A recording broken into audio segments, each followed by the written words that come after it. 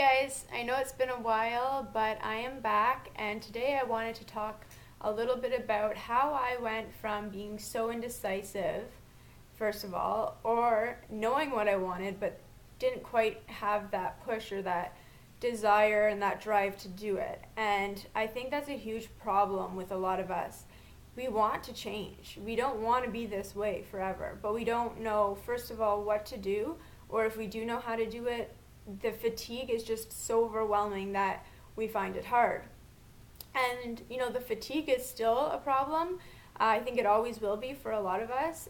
And fatigue, for those of you, that don't have MS or don't know what I'm talking about, it's not fatigue that sometimes we can push through. There are days where I want to continue writing my book, but I just honestly need to just close my eyes. And I don't sleep because insomnia is such an issue, but I just don't have that energy to push through. Whereas other days, I can push through no problem, or I can cook a meal in a wheelchair no problem. And then there's sometimes where I can't even think about doing that. And I think that's a big thing for me. If I can't envision myself doing it, if I can't even think about doing it, I'm not doing it. But I got to the point where I was just getting really sick of not doing it and not doing the things that I wanted to do. I wanted my life to be different. I wanted to be more independent, and I would just complain. And kind of in my last video, having the self-pity, why does this have to be so hard?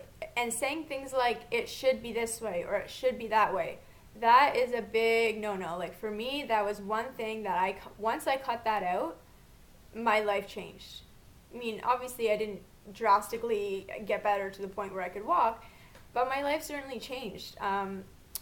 I think it's really a problem when you say, I should be able to take steps effortlessly. I should be able to get dressed effortlessly. I shouldn't have to have a shower stool to take a shower. I should be able to wear flip-flops just like everybody else. I should be able to wear heels. I should be able to work. I should be able to drive normally. I shouldn't have to take this long to get my wheelchair out of my car. See, these are all things that it's we're remembering about ourselves, pre-MS, and thinking how it should be. But it's not that way. And now it's getting to the point where we say it could be that way again. Not that it should be, but it could be that way again. And it's not right now. So how do I fix that? How do I change it? If you have the idea of wanting to drive again, make it happen. No, it doesn't happen overnight, but nothing does. Take the steps like I did to get the paperwork to the doctor. First of all, as we know, doctors take their time in getting it back to us, so make it happen quickly. Then once you have the paperwork, send it off to the driving school or wherever you need to send it, depending on where you're living. But, take the steps necessary to make it happen. Nothing is going to happen easily, nothing is going to be done for you, and nothing is going to happen overnight. All of the great things, I'm sure that we can all relate, when I say all of the great things we've accomplished, have accomplished through hard work and through time. The other thing is, don't expect everything to happen at once. If you want to be more independent in moving around your house, consider what you best need to be able to do that. If that means a cane, get the cane. Don't think about getting the cane for 5 years. Just get the cane. Same with a wheelchair. If you need a wheelchair, get the wheelchair. You don't have to pay a lot of money. I have 5 wheelchairs that have stacked up in my garage from either Letgo or ones people have lent me, and it's not that hard to get a wheelchair. So don't make the excuse that you can't get a wheelchair. Don't make the excuse that it costs too much money. There are people, if you search hard enough, that will lend you a wheelchair. Make it happen. There is nothing worse than feeling like a prisoner in your own home. If you can't even get up to get a coffee or a glass of water,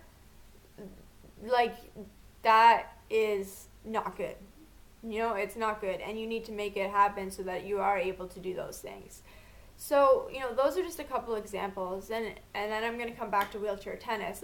If you're at the point like I was, where you're questioning, why can't I be doing that? Why can't I be playing soccer? Why can't I be playing tennis?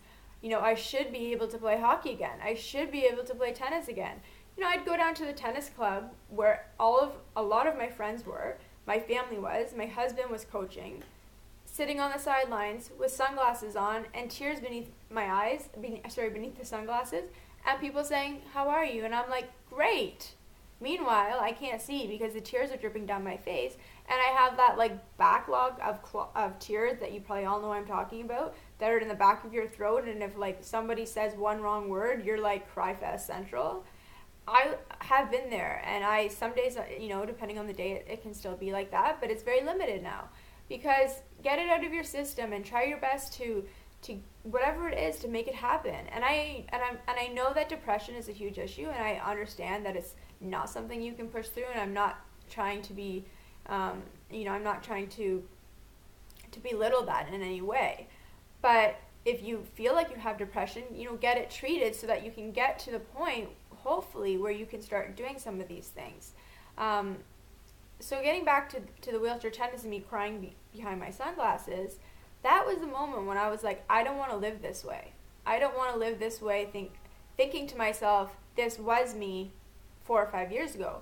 I was one of the best players in the women's division 4 or 5 years ago. I should be playing in that tournament. I shouldn't be organizing the tournaments. I should be playing. And once I stopped saying should, and started thinking about how can I make it happen, how can I be that person?